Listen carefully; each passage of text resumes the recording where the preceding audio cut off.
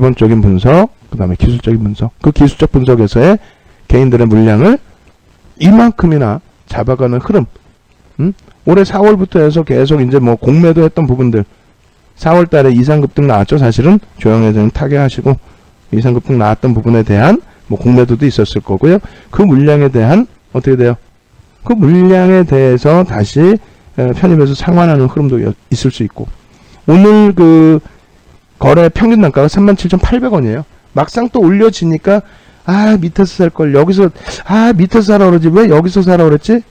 응? 또 막상 또 올라오면 여기서 사라고 했어도 또 못 사잖아요. 근데 그런 생각하지 마시고 오늘 매수 평균 단가보다 프리미엄이 일부 붙어 있다 할지라도 공포감이 생길 때 공포를 안 느꼈고 뭐 비중이 아직 10% 안 되신다면 그렇다면은 편입의 기준을 설정할 수 있다. 그리고 기술적인 부분의 수급 부분은 월등하게 형성되어 있습니다. 그렇게 해서 4월부터 누적 수급이 얼마나 될까요? 뭐 앞에 원체 이제 그 또 누적 수급이 있다 보니까 크게 형성되어 있지는 않은데 일단은 기간이 많이 뺏겼고 개인들의 역할론이 별로 없습니다. 기타 법인에서 500만 주, 외국인이 330만 주, 기관 쪽에서 730만 주 팔았는데 사모펀드하고 연기금 쪽 비중을 줄이고 있고 펀드 매니저들 쪽의 투신, 개인 투자자분들의 그러한 펀드 자금 쪽도 빠지고 있고 결론적으로 뭐냐면은 개인들의 관여도 없이 그냥 외국인 기관의 손바뀜, 기타 법인에서의 손바뀜. 기타 법인은 일반 그 법인 회사가 편입을 했을 때 기타 법인으로 설정이 되고요. 외국인은 외국계 펀드 매니저, 외국계 자산운용사가 편입을 했을 때 설정이 되겠죠. 국내 기관 쪽은 뭐 그래 그렇게 싸워라 나는 뭐 산다, 판다, 차익 실현한다. 그렇게 해서 뭐 누가 옳다 그러다가 아니고 지금 현재 기준에 대략적으로 형성되어 있는 평균 단가가 어떻게 되나요? 한번 찾아보죠. 4월 1일 이후에. 그리고 이 물량이 기관과 개인이 뺏긴 물량 800만 주를 넘어요. 한 13% 정도 되는 거죠. 13%를 외국인과 기관, 그러니까 델타 쪽도 있고 반도도 있고 강성 펀드도 있고 뭐 이런 쪽이 되겠죠. 그들의 매수 평균 단가가 손바뀜이 많기 때문에 이 추정치도 이제 좀 복잡하긴 합니다만 34,000원이란 말이에요. 아니 그러면은 13%를 편입을 해서 상상을 초월하는 물량이에요. 사실은 수천억을 편입을 해서 가져가는 종목인데 프리미엄이 10% 수준이다? 그렇다면은 이런 종목은 수급면에 있어서는 긍정적으로 해석을 할 수 있다는 거예요. 수급 부분에 대한 부담 요인이 없다는 거예요. 기술적으로는 그럼 수급이 들어와서 멈춰 있느냐? 경영권의 클린화 이외에는 뭐 주가에는 아예 생각도 없느냐? 아니죠. 강성구 펀드 같은 경우에는 그걸로 담보대출 받아서 추가 편입을 했잖아요. 근데 반대매매 나가면 어떻게 할 거예요? 물론 반대매매 나가지는 않아요. 그런 물량들은 뭐 함부로 그 뭐 주가가 빠졌다고 해서 담보 비율을 못 맞춘다고 해서 무조건 반대매매 나가고 그러진 않습니다. 절대 그러진 않아요. 근데 어찌됐건 주가가 막 밀려 떨어지게 그냥 놔둬요?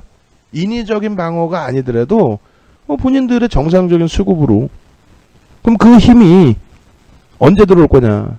음봉 떨어지고 거래량 터져서 그냥 쭉쭉쭉 깨고 내려갔다 밑에서부터 다시 시작할 거냐? 자기들은 안 팔더라도.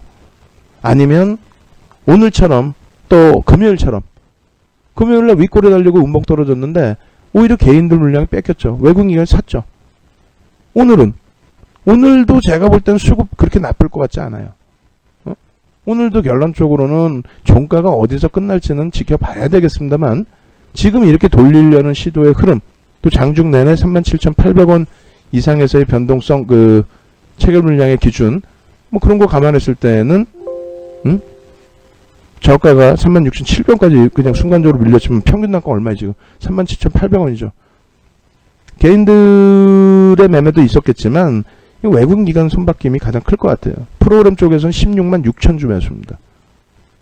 그들이 바보 아닌 이상 뭐 무조건 위로만 살까요? 주가에는 그렇게 아주 큰 영향이 없는데 최소 밀리지만 않으면 뭐 또 평균 단가 대비 크게 힘들지만 않으면 되는데 결론은 뭐다? 비중의 기준 설정하시고 그리고 이제 이렇게 해서 이런 종목에서 수익이 나기 시작하면 여러분들의 기준은 어떻게 됩니까? 이제 신뢰도가 쌓이죠. 그러면 조금 더 편안하게 윤 정도가 매매 사인 주면은 뭐 어차피 오늘 사서 오늘 눌리더라도 혹은 내가 조금 더 저점에 살 수 있는 거고 그러면 어차피 편입하고 돌리겠지. 수익 나겠지. 예? N소프트 오늘 거래량이 없어서 못 들어갔지만 어떻게 돼 있어요? 금요일 장대 양봉 이후에 N소프트 같은 경우에는 어때요? 오늘도 살짝 눌리긴 했지만 거래량 없이 눌려진 상태에서 돌리잖아요. 불과 며칠 전만 해도, 지난주 초반만 해도, 또 2주 전만 해도 뭐 폭락이 나올 것처럼 시장에서 많은 소리들이 있었지만 결과적으로는 편입해서 뭐 바로 수익이 나는 이런 경우도 있는 거고요. 그리고 공포감을 바닥에서 이겨냈을 때 좋은 이렇게 결과물이 나오는 경우도 있는 겁니다. 자, 그렇게 해서 이제 뭐 한진칼의 경우는 주가의 변동성 등락률의 의미가 아니라 여러분들의 이제 그 시각적인 효과보다는 실제 움직이는 모습을 좀 보시고 일주 월봉도 좀 보시고, 그리고 이제 DB하이텍도 윗꼬리가 달려서 좀 아쉽습니다. 그나마 이제 거래량이 눌려질 때 조금 축소가 되고, 여기서 이제 조금 종가 기준에 2시 반인데 뭐 3시 넘어서부터라든가 좀 위에 매물들을 오히려 감싸 안고 들어 올려서 마무리를 짓기를. 지금 키움과 미래 쪽은 매도가 많죠.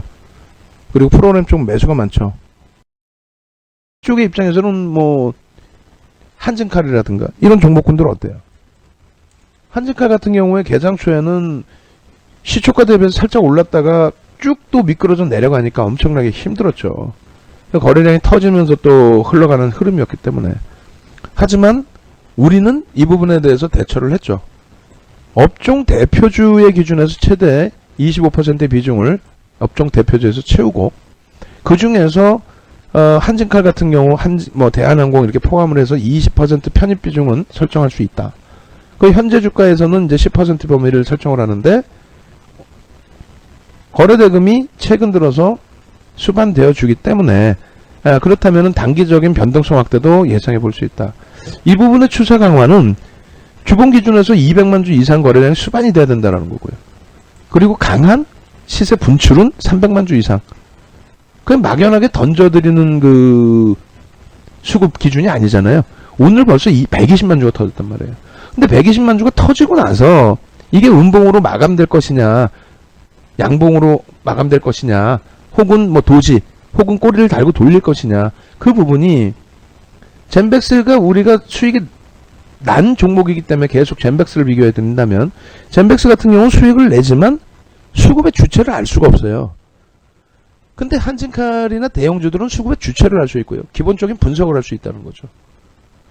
그 결론적으로 일본 기준에 월요일 기준에 종가상에 100만 주 이상 거래가 수반 가능하다 말씀드렸고, 거래량이 실제 120만 주가 터져줬습니다. 거기에 굉장히 긍정적으로 꼬리까지 형성을 해줬어요. 장중 내내 한진칼은 말씀을 드렸죠. 무조건적인 떨어지는 칼날을 잡는 게 아니라 돌려지는 흐름에서는 편입의 기준을 설정할 수 있고, 그리고 움직임 폭의 강도를 수급과 그리고 추세 범위의 기술적 분석으로도 대처할 수 있다.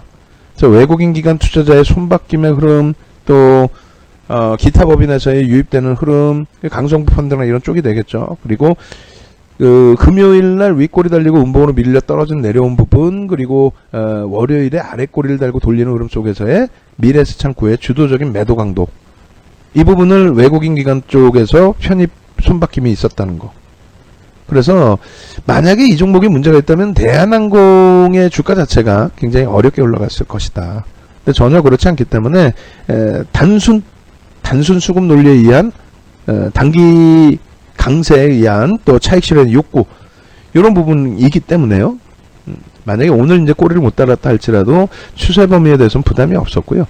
그리고 오늘 또 꼬리를 달아줬기 때문에 이번 주의 시세가 상당히 긍정적일 것으로 해석을 해볼 수도 있을 것 같습니다. 자, 그래서 이제 한진칼은 종가상으로는 좀 이제 눌려졌어요. 종가상으로 조금 눌려지고, 뭐 손바뀜의 흐름 다 지나가고 났기 때문에 뭐 개인 투자자분들의 물량이 오늘도 제가 판단할 땐 좀 뺏겨졌을 것 같은데, 이 마감 이후의 흐름에서는 뭐 크게 의미를 부여할 필요는 없을 것 같습니다. 그리고 이제 수급 동향은 35분 이후, 36분 이 정도면 추정치가 나오는데요. 그것도 의미가 없어요. 카톡방에 이제 간단하게 그 수급 동향의 부분은 올려드리도록 하겠습니다. 아시겠죠? 그렇게 놓고 보시고, 추가적으로 그 한진칼 이외에도 오늘 같은 경우에 이제 방송에서는 뭐 예를 들면은 KB금융